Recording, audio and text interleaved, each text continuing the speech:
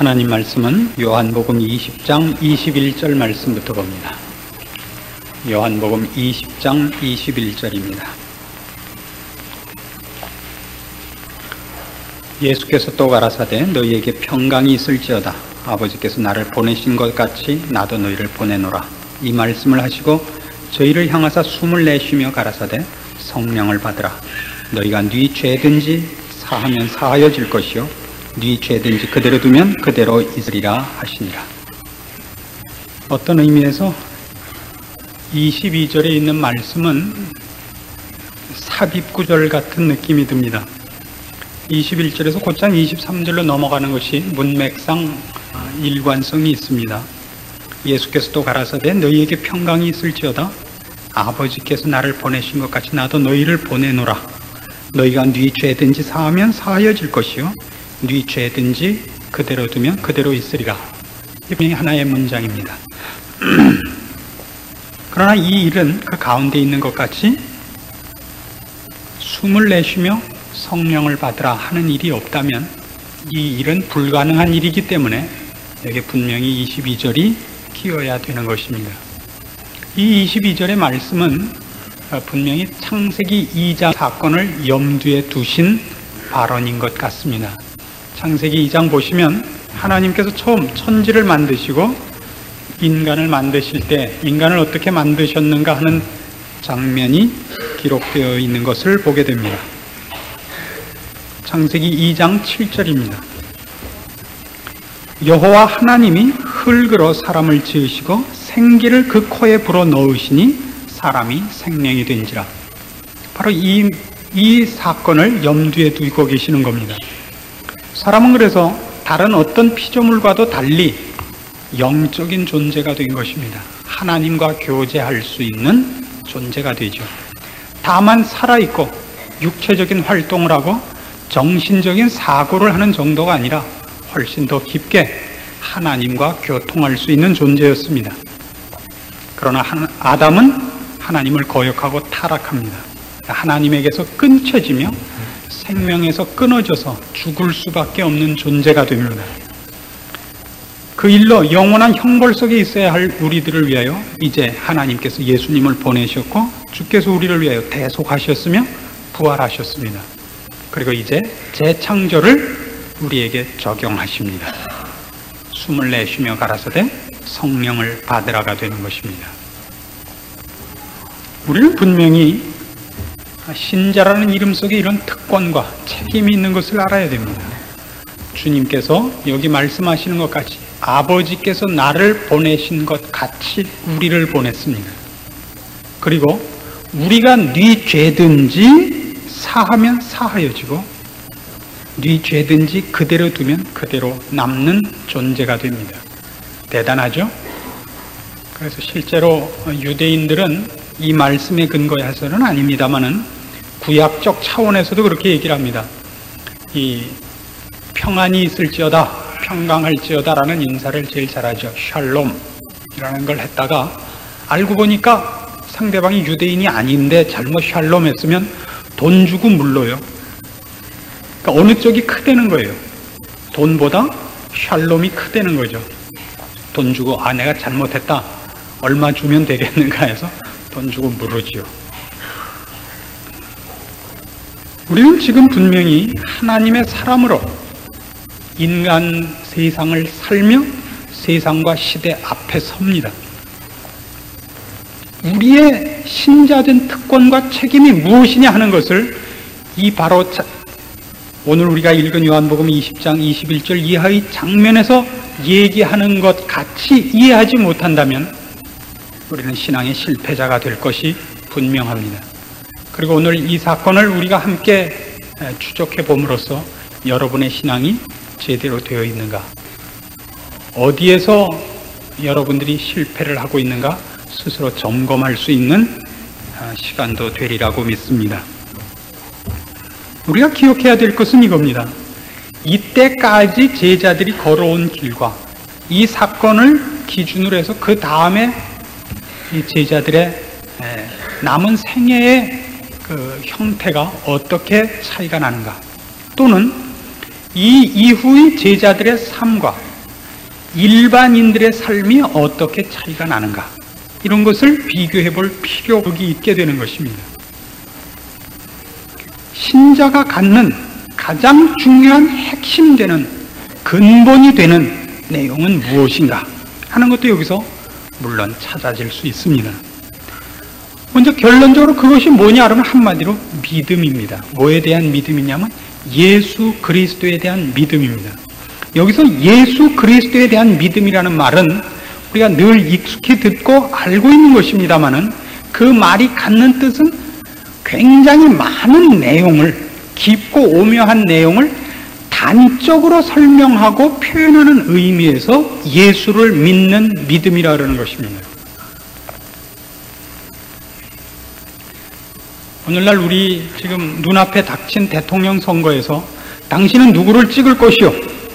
그럼 난 누구를 찍겠습니다. 그러면 이 사람은 한국의 앞으로의 장래가 무엇이 더 급하다고 생각하는가 라는 걸 우리가 단적으로 알 수 있습니다. 그렇죠? 나는 기호 9번을 찍겠다. 그러면 이 사람은 또라이구나. 우리 금방 알 수 있는 겁니다. 그렇죠? 이 사람이 누구를 찍느냐에 따라서 이 사람은 이렇다 저렇다를 뭐 어떻게 하자는 게 아니라 이 사람이 어떻다가 아니라 이 사람이 가진 생각은 한국의 정치 사회에 있어서 가장 필요한 것은 지금 이거다 라고 갖고 있구나를 알 수 있단 말입니다. 싸우지 마시고요.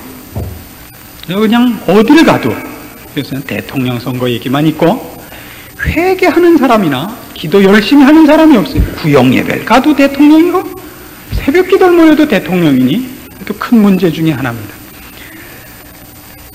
우리는 지금 이 시점에서 예수님께서 우리에게 성령을 받으라라고 얘기하심으로 이제 바꿔진 재창조, 새롭게 회복된 하나님의 사람으로서의 우리의 신분과 자격과 요구와 권리들을 분명히 확인해야 되는 무서운 요구 앞에 선다는 것을 명심해야 될 것입니다.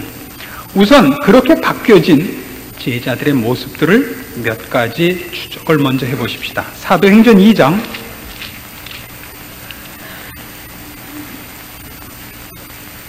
32절 말씀 봅니다.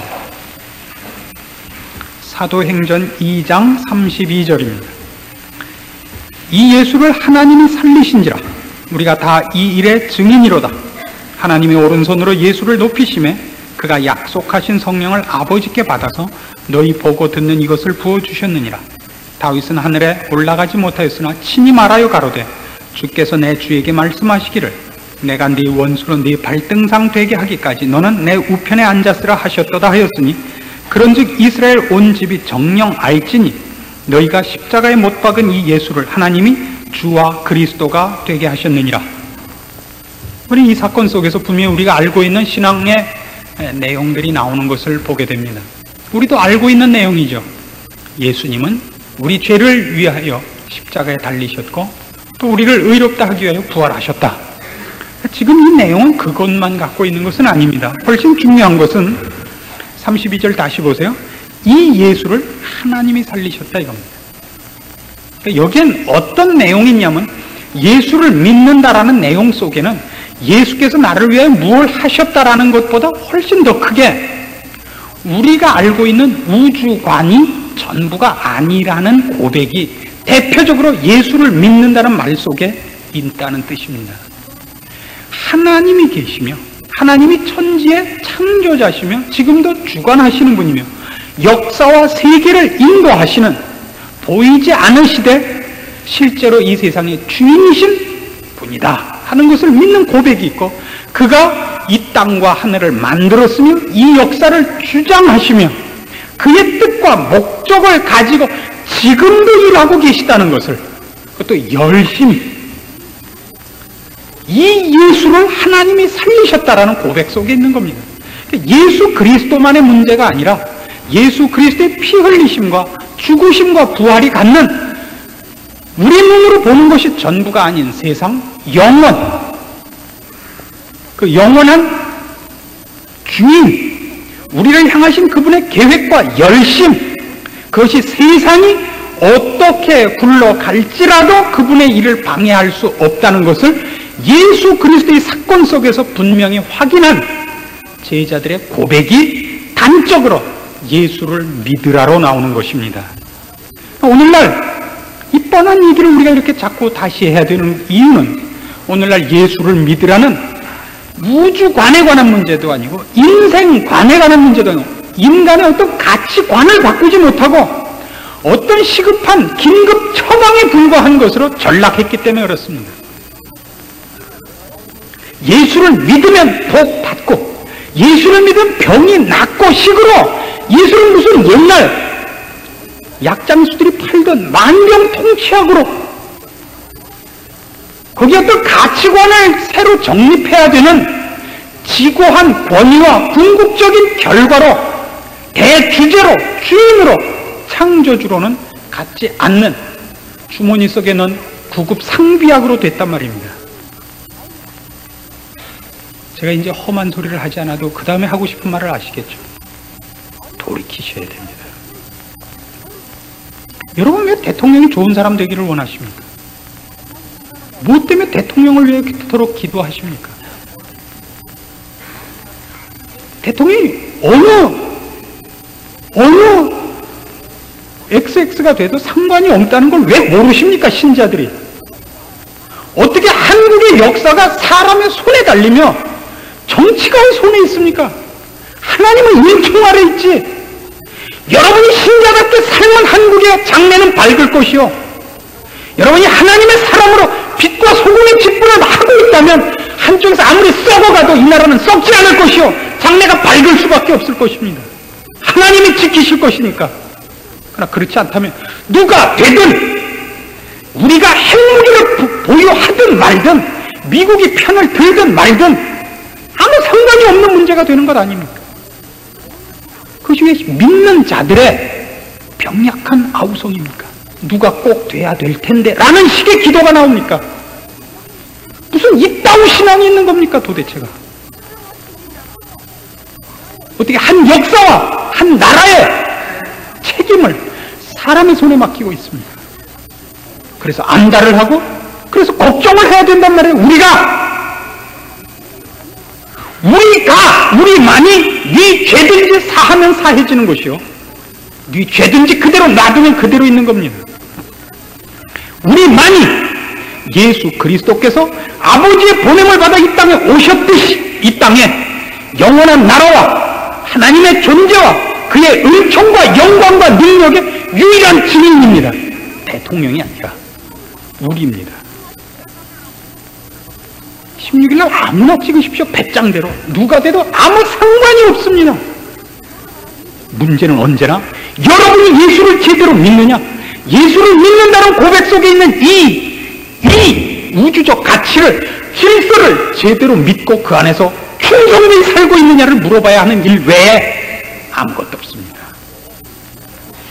공산 치하에 있다고 해서 한 사람의 신앙을 뺏을 수 있는 것 아니고 총칼을 들이대어 우리의 육체적 목숨을 뺏는 것으로 하나님이 없어지는 것 아니지 않습니까?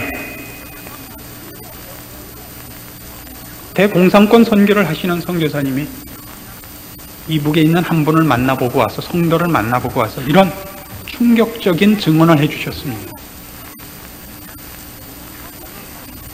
이북에서 아직도 신앙생활을 하고 있는 나이 많으신 할머님과 만날 기회가 있어서 그분이 이렇게 물었답니다. 고생이 많으시죠? 공산치하에서 고생이 많으시죠? 우리는 이렇게 피난 와서 잘 신앙생활하고 있는데 생각할 때마다 늘 가슴이 안타깝습니다. 그 할머님이 이렇게 대답하셨답니다. 자신 없는 놈들만 다 피난 갔지 뭐. 그 말이 사실 아닙니까? 예, 우린 자신 없어서 피난 온 겁니다, 정말. 물론 그렇게 다 하나로 매도할 수 있는 문제는 아닙니다. 신앙생활을 하기 위하여 신앙이 허락된다면 우리는 재산과 땅을 다 버리고 내려올 만큼 신앙심이 있었습니다. 남아있는 사람은 그러니까 공산당이 좋아서 남아있은 것만은 아니더라 말입니다. 그들은 그들대로 또 거기서도 하나님을 의지하여 세상 환경이 어떻게 변하든지 간에 하나님의 사람으로서 하나님을 의지하여 죽음과 고난을 각오할 신앙의 확신이 있었던 것도 사실이더라 말입니다. 그래서 피난 와서 우리의 신앙은 더 좋고 지금 이북에 있는 사람들 신앙이 더 나쁩니까? 정말요? 아니잖아요. 숫자는 훨씬 우리가 많습니다. 그럼 우리가 신앙이 좋다고는 아무도 지금 이별로 얘기할 수 없죠. 사도행전 3장으로 넘어가시면 거기 베드로와 요한이 기도하러 성전에 올라가다가 성전 문에 앉아있는 안전뱅이를 만나는 사건이 있습니다. 이 말을 꼭 기억하셔야 됩니다. 6절입니다. 베드로가 가로되 은과 금은 내게 없거니와 내게 있는 것으로 네게 주노니 곧 나사렛 예수 그리스도의 이름으로 걸으라. 이건 아주 굉장한 선언입니다. 그러니까 나사렛 예수라는 이름은 지금 이 사도들에게 있어서는 은과 금보다 100번 난 것이다 이겁니다. 100번 난 것입니다. 이 입시철이죠. 지난번에도 한번 말씀드린 기억이 있습니다마는 우리 성도 중에 한 분이 그런 자녀 때문에 안타까운 마음을 이렇게 표현을 하셨습니다. 그 집에 오는 파출부께서 와서 수고를 하시는데 그 파출부의 아드님은 좋은 학교를 다니신답니다. 그 등록금을 벌기 위하여 그 어머님이 파출부로 오셔서 일을 한다는 얘기를 듣고 그다음부터 이 파출부를 부르신 이 우리 성도께서는 그 파출부를 볼 때마다 부러운 겁니다. 나도 내 자식이 그 학교를 들어갈 수만 있다면 바꿔도 좋다. 진심이죠? 진심입니다. 물론 되고 나면 마음이 또 바뀌겠지만 진심입니다. 지금 자식에게 가장 필요한 것이 있다면 그 자식이 좋은 학교 들어가는 겁니다. 그렇지요? 근데 남편이 무슨 보너스를 갖고 오든 뭐 진급이라든 지금은 눈에 안 보이는 겁니다. 가장 필요한 것이 있다면 내 자식 좋은 학교 들어가는 겁니다. 내가 파출부를 하는 아이 있어요. 이건 모든 어머니의 자식에 대한 공통되는 사랑 아니겠습니까? 그런 겁니다. 무엇이 더 큰 가치인가를 아니까 지금 사도 요한과 베드로는 분명히 이 안전뱅이에게 은과 금이 아닌 나사렛 예수를 전하는 겁니다.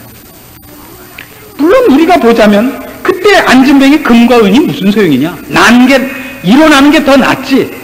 그럼 말하자면 금과 은으로 할 수 없는 일이라는 지적이 그 속에 있는 거죠. 은과 금으로 할 수 없는 일을 나사렛 예수의 이름으로 합니다. 그러니까 또 그러지 마세요. 그러니까 또 글쎄요, 기도할 테니까, 회개할 테니까, 예수 믿어드릴 테니까 우리 애 낫게 해주십시오. 그러라는 의미가 아니라 은과 금으로 전부가 아닌 세계가 있음을 상징적으로 증명하는 것입니다. 은과 금이 만병통치약이 아닌 그것으로도 표를 살 수 없는 가치체계가 있음을, 그런 나라가 있음을, 그런 곳이 있음을 상징하는 것입니다. 여러분은 남의 얘기가 아닙니다. 여러분 자신의 얘기입니다. 여러분 어느 쪽을 취하고 계십니까? 은과 금과 나사렛 예수 중에서 골라라 그러면 길 가다가 10,000원짜리와 100,000원짜리가 떨어져 있으면 어느 것을 줍겠습니까? 둘 다 줍죠. 이런 걸 물어봐요. 둘 다 줍죠. 그래서 여러분은 지금 순 사기꾼인 겁니다. 은과 금도 줍고 예수도 잡고 있는 거죠. 예수도 어떻게 해서 잡고 있냐면 금칠을 해서 잡고 있는 우상에 불과한 겁니다. 그러니 생명이 없어요. 아버지께서 나를 보내신 것 같이라는 그 대목도 없고 너희가 네 죄든지 사하면이라는 대목도 없는 겁니다. 영적이지 않다 말입니다. 이게 가장 심각한 부분 아닙니까? 우리는 얼마든지 이럴 위험이 있는 사람들입니다. 이 교회 모여서 서로 으쌰으쌰하다 헤어질 수 있는 사람들입니다. 교회 짓고 떡 해먹고 크리스마스 날 고아원 한번 갔다 오고 우리는 잘난 사람이다 그러고 서로 애들 시험 때 되면 또 모여서 기도해주고 꼭 붙을 줄로 믿습니다 그러고 떨어지면 다 하나님의 뜻이 있겠죠 그러고 뭐든지 해줄 수 있습니다. 이번에 대통령을 하나님의 마음에 맞는 사람을 뽑아주십시오. 안 되면 시련과 환란이 우리 신앙을 또 키울 줄로 믿습니다. 이럴 수 있습니다. 분명한 것은 그러나 모두가 실제로는 하나님의 사람으로 살고 있지 않다는 분명한 자각이 있지 않습니까? 우리의 삶에 어디 영적인 충돌이 있었으면 그걸로 인한 아픈 혼란과 걱정이 있었습니까? 어디 우리의 갈등이 있습니까? 그렇게 살지 못한 것 때문에, 신앙대로 살지 못한 그 죄책감이 여러분을 이 자리에 오게 하는 것 아닙니까? 개인적으로 대답하라 그러진 않을 테니까, 손들어 보라 그러진 않을 테니까. 그러나 여러분만은 그 질문을 여러분 자신에게 하셔야 돼요. 우리 분명히 이제 새로운 사람입니다. 우리만이 이 땅에서 하나님이 누구인가를 증명해낼 수 있는 사람입니다. 불행히도 그것이 한국교회는 능력일변도가 되고 마른 것입니다. 한국교회는 묘하게도 교회가 어떤 사업체가 되고 있습니다. 전도를 하고 선교를 하고 구제를 하고 봉사를 하는데도 그것이 사업입니다. 사업이라고 제가 얘기하는 것은 그것이 하나의 업적이고 일이 되고 있습니다. 우리가 무엇을 했느냐라는 결과를 따는 것으로서가 아니라 성경은 언제나 우리가 누구냐로서 우리의 책임을 묻습니다. 예수 그리스도의 삶을 보고 제자들이 예수 그리스도를 믿는 것이 예수만 믿은 것이 아니라 예수께서 그들을 향한 사랑과 그들을 얼마나 아끼셨는가를 믿은 것이 아니라 지금 여기 나온 모든 고백같이 그가 한 일이 그 배후에 있는 저 보이지 않는 나라, 저 영원한 가치를 대표적으로 그들에게 심기로 그 문으로 말미암아 예수 그리스도를 통과함으로 그 뒤에 있는 모든 영원한 것, 절대적인 것을 발견케 한 것 같이 우린 그렇게 존재해야 되는 것입니다. 예수님께서 이 땅에 오셔서 사시는 동안에 많은 기적을 행하셨습니다. 죽은 자도 살리셨습니다. 오병이어의 기적을 우리가 압니다. 바다 위를 걸으셨습니다. 그러나 그때 예수님께서 살려주신 나사로가 아직까지 살아있지 않습니다. 그것이 궁극적인 목표가 아니기 때문입니다. 그 일들을 해결하는 것이 목적이 아니라 그 일들이, 그렇게 나타내신 일들이 전부 그가 가르치시고 그가 하려는 모든 일로 그들을 인도해 드려 사람들로 하여금 하나님을 찾게 하며 하나님 안에 세우며 영혼을 준비하며 하나님 앞에서 그들의 생애를 방향 잡게 하는 것으로 전부 동원된 생애였습니다. 우리가 꼭 그렇게 써야 됩니다. 우리를 보는 자가 하나님을 봐야 됩니다. 주님께서 말씀하신 것 같이 빌립이라는 사도의 제자의 질문에 답하신 것 같이 하나님을 보여주십시오. 나를 본 자는 아버지를 본 자니라. 이 대답을 할 수 있어야 됩니다. 만일 그것이 없다면 우리는 신자가 아닙니다. 어떻게 우리가 예수를 잘 믿어 그를 의지하여 큰 일을 했는가는 성경이 요구하는 첫 번째 요구사항이 아닙니다. 그때 많은 사람들이 나더러 이르기를 주여 주여 우리가 주의 이름으로 선지자 노릇하며 귀신을 쫓아내며 권능을 행치 아니하였나이까 하리니 그때 내가 저희에게 밝히 말하되 내가 너희를 도무지 알지 못하느니 불법을 행하는 자들아 내게서 떠나가라 하리라. 성경은 한 번도 능력과 실력적인 차원에서 우리를 요구하지 않았습니다. 예수님은 분명히 실력을 갖고 있습니다. 가나 혼인잔치에서 물을 포도주로 만들 수 있는 사람입니다. 광풍이는 갈릴리 호수를 잠잠케 하실 수 있는 분이었습니다. 그래서 그가 십자가에 달리자 모든 사람이 조롱했습니다. 죽은 자를 살리며 바다를 잠잠케 하실 수 있는 이가 어찌하여 자기 목숨을 구해내지 못하느냐. 주님은 자기를 증명하기 위해 살지 않으셨기 때문입니다. 성경의 요구는 단 하나입니다. 마태복음 16장 24절에 있는 바와 같이 누구든지 나를 따르려거든 자기를 부인하고 자기 십자가를 지고 나를 쫓을지니라. 이것 하나입니다. 새 사람입니다. 무엇이 신자냐? 우리를 보는 자가 하나님을 볼 수 있어야 됩니다. 어떻게 해요? 우리는 더 이상 보이는 것 속에 살지 않습니다. 영혼을 지향합니다. 생명과 진리로 기초 삼고 그 가치 속에 삽니다. 우리가 사는 것을 볼 때 저 사람들은 분명히 지금 눈앞에 있는 일이 아니라 한 달, 1년 아니요 영혼을 준비하고 있음을 느끼게 해야 됩니다. 보이지 않는 분 시선 아래에 있음을 증명해내셔야 됩니다. 악으로 악을 갚지 말라. 악에게 지지 말라. 이것이 우리의 싸움입니다. 우리는 하나님의 칭찬을 받기 위하여 삽니다. 하나님 아버지께서 우리에게 요구하시는 것을 우리의 요구보다도 앞세웁니다. 이것이 신자입니다. 저는 한국 정치, 경제, 사회, 교육에 대해서는 걱정이 없습니다. 세상은 다 그렇기 때문입니다. 그러나 저한테 걱정이 있다면 단 하나입니다. 신자가 신자답지 않은 데 대해서는 저는 걱정이 태산 같습니다. 매일 마릅니다. 피골이 상접한 이유는 여러분의 신앙이 수준 이하기 때문입니다. 밤에 잠이 오질 않습니다. 어찌 제 죄 때문이겠습니까? 저야 얼마나 괜찮은 사람입니까? 여러분을 생각하면 자다가도 벌떡벌떡 일어나게 되지 않습니까? 하나님, 이 사람이 아직도 자기를 부인하지 못합니다. 자기를 증명하기 위해서는 하나님이라도 팔아먹을 준비가 되어 있습니다. 하나님, 피로 값주고 사신 하나님의 사랑하는 자녀 아닙니까? 저로 하여금 하나님께 인정받는 기쁨을 맛보게 해주십시오. 저의 기도죠. 그러지 않는 목자가 있겠습니까? 여러분의 싸움은 이제 하나입니다. 여러분이 누구의 보냄을 받았습니까? 아니, 먼저 누구의 부름을 받았는가를 알아야 됩니다. 그리스도께서 피로 값주고 산 사랑하는 자녀인 것을 기억하십시오. 우리 영혼을 준비하는 자들입니다. 그 영혼을 준비하는 것이 이렇게 엉망이어서는 안 됩니다. 이렇게 엉망이어서는 안 됩니다. 세상은 세상이 갈 길을 갈 뿐입니다. 우리는 그 세상이 가는 것에 대해서 흔들릴 필요도 없고 그것으로 위안을 삼을 필요도 없습니다. 하박국 선지자가 일찍이 고백했던 것 같이, 주 앞에 대답을 들은 것 같이 의인은 믿음으로 삽니다.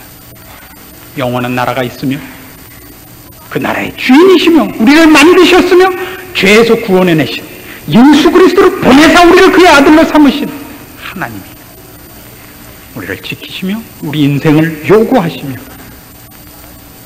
예수 그리스도를 보내신 것 같이 우리를 이 땅에 보내셨습니다. 여러분의 남은 생애가 여러분을 위하여 있지 않고 하나님을 위하여 있기를 바랍니다.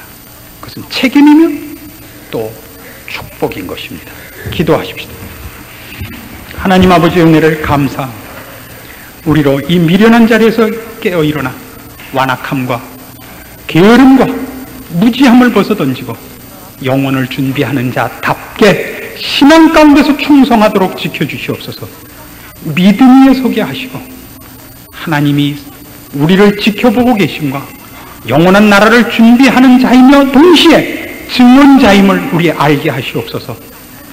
은과 금을 구하지 말고 나사렛 예수를 소유한 자로서의 승리가 오늘 주의 말씀 앞에 선 모든 심령에게 넘치게 하시옵소서. 예수님의 이름으로 기도합니다. 아멘.